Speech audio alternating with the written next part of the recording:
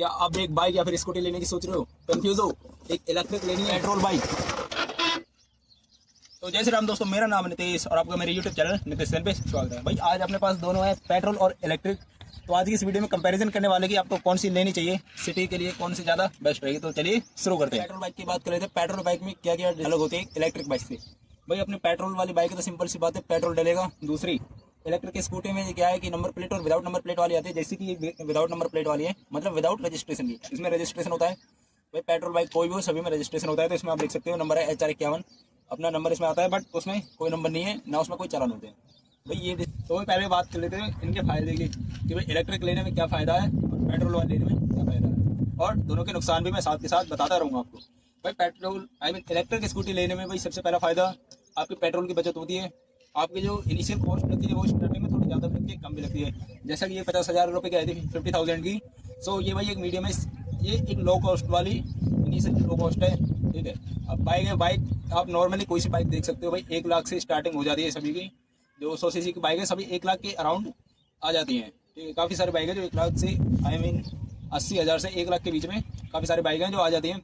But जो electric scooty भाई अभी काफ़ी ज़्यादा डाउन चल रही है, काफ़ी ज़्यादा कम रेट में आ जाती है। मैंने 50,000 की ली थी। अभी अपने एरिया में काफ़ी सारे जो डीलरशिप है वो खुले हैं, वो 35,000 की भी 40,000 की बेच रहे हैं। बट वही है कि उनकी थोड़ी स्पीड लिमिट कम होती है। भाई वो बता दो, इलेक्ट्रिक स्कूटी दो तरीके की आती है, एक आती है बिना रजिस्ट्रेशन की और एक आती है रजिस्ट्रेशन वाली।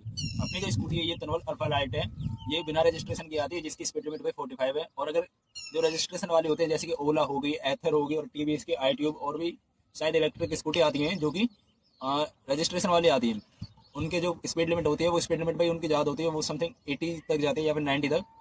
मुझे इतना अंदाज़ा नहीं है, बट 80 से 100 के बीच में शायद उनकी स्पीड ज़्यादा है, और प्राइस भी उतना ही रहता है, 80 से 1 लाख के बीच में। और कुछ स्कूटी ऐसे हैं जो 1 लाख से ऊपर की हैं इलेक्ट्रिक में।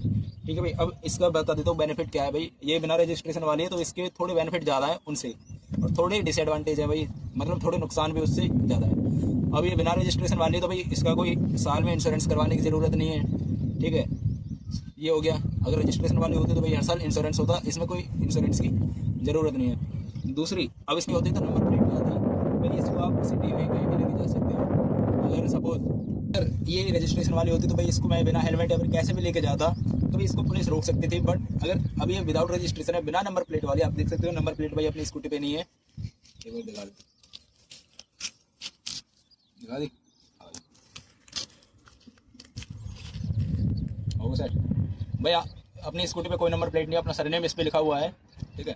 अब अगर मैं इसको बिना रजिस्ट्रेशन वाली होती तो भाई इसको लेके जाता तो चालान होने के डर रहते, बिना हेलमेट के, या फिर सारे जो एक बाइक लेके चलाते हो भाई सेम वैसे इसको चलाना पड़ता है, हेलमेट लगा के प्रॉपरली, सारे गियर्स जो भी इंस्ट्रक्शंस होते हैं भाई सारे इसमें आपको फॉलो करने पड़ते हैं अगर रजिस्ट्रेशन होती। अभी विदाउट रजिस्ट्रेशन है तो भाई अपन 2 बंदे भी, 3 बंदे भी, 4 भी, मतलब 2 से 3 बंदे हम चले जाते हैं। अगर मार्केट में चले जाते हो पुलिस वाले एरिया में तो वो हमको नहीं रोकते, क्योंकि भाई अपनी स्पीड लिमिट की है, ठीक है भाई। ये हो गया बेनिफिट। अभी बात करते हैं पेट्रोल वाली के बारे में। तो भाई ये अपने पैशन एक्स प्रो, ठीक है भाई, पैशन एक्स प्रो 2014 मॉडल है। भाई इनमें क्या है, इलेक्ट्रिक में अभी कोई लिमिटेड साइज नहीं है कि भाई कितनी लिमिट तक चलती है एक्सपायर वगैरह की। बट ये पेट्रोल बाइक है, इनमें भाई 15 साल की लिमिट होती है और 5 साल बाद में बढ़ जाती है कुछ पैसे देके कंडीशन की सबसे। अगर आपकी बाइक की कंडीशन अच्छी होती है तो उसमें 5 साल उम्र जो एज होती है बाइक की बढ़ जाती है, 15 साल से 20 साल हो जाती है। बट अभी अपनी की जो है 15 साल की लिमिट है। अगर इसको मैं 20 साल करवाऊंगा तो मुझे कुछ वही सरकारी काम होते हैं वो करवाने पड़ते हैं। उसके बाद RTO वगैरह से, शायद RTO वगैरह से होती है, जो कि इसकी जो गैप एज होती है वो ज़्यादा बढ़ जाती है।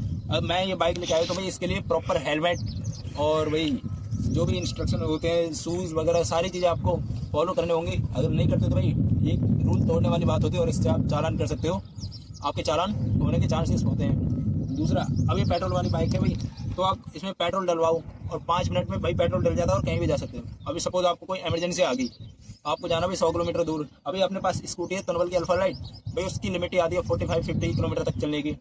अभी मुझे इमरजेंसी आ जाती है तो भाई वो इस चीज़ में सक्सेस नहीं हो पाती, ये सक्सेस हो जाती है। अगर इसमें पेट्रोल नहीं है तो पेट्रोल पंप पे जाके भाई 2 मिनट 3 मिनट लगते हैं, पेट्रोल डल जाता है। अगर उसको लेके जाना है भाई चार्ज करना पड़ेगा बीच में, सपोज मान लेते 50 किलोमीटर की रेंज है तो 50 किलोमीटर बाद उसको चार्ज करना पड़ेगा, और चार्ज करने में भाई टाइम लगता है 4 से 5 घंटे शायद उसको लगता है। अभी फिलहाल मैंने छोड़ के चलाता नहीं, उस पर ध्यान नहीं देता तो मुझे इतना एग्जैक्ट याद नहीं है, बट समथिंग 5 घंटे तो लगते हैं।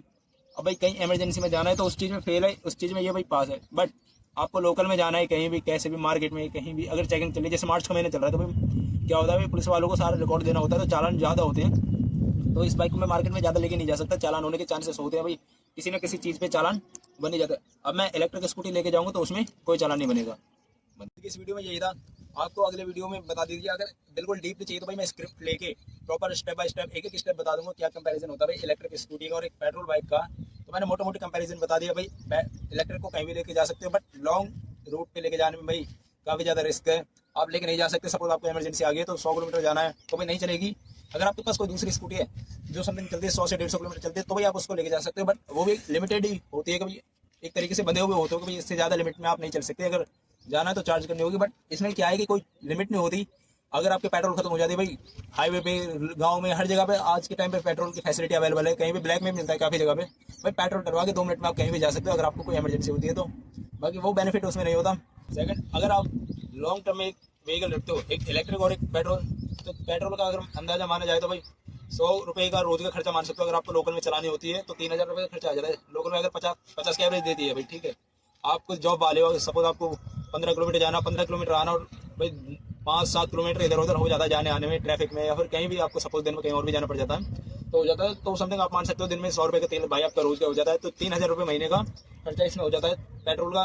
प्लस अब डेली चलेगी तो 50 किलोमीटर डेली चल रही है और एवरेज, तो भाई इसमें क्या है कि हर महीने इसकी मेंटेनेंस होगी, सर्विस होगी, ऑयल, एयर फिल्टर, क्लच वगैरह भाई सारी चीज़ों का मेंटेनेंस होता है। तो इसमें क्या है थोड़ा खर्चा ज़्यादा आता है। सपोज अब आपके पास इलेक्ट्रिक है भाई, इसको पेट्रोल डालने का खर्चा नहीं, 50 किलोमीटर की इसकी रेंज है, ठीक है।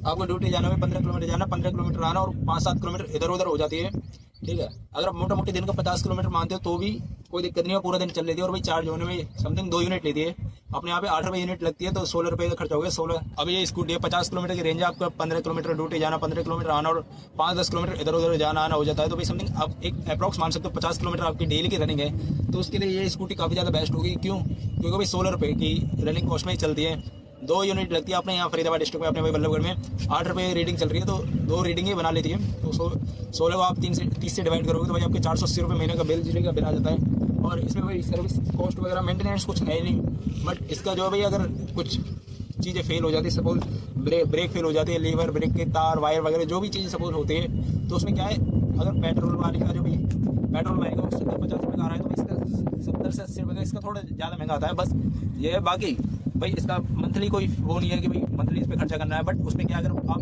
चलाओगे मंथली तो भाई उसमें करना है डिस्काउंट। बिजली का बिल है, छोटे मोटे इशू जो हो जाते हैं भाई वो तो हो जाते हैं, सपोज जाते आते तो पंचर वगैरह कुछ भी हो जाते हैं, वो तो नॉर्मल ही है।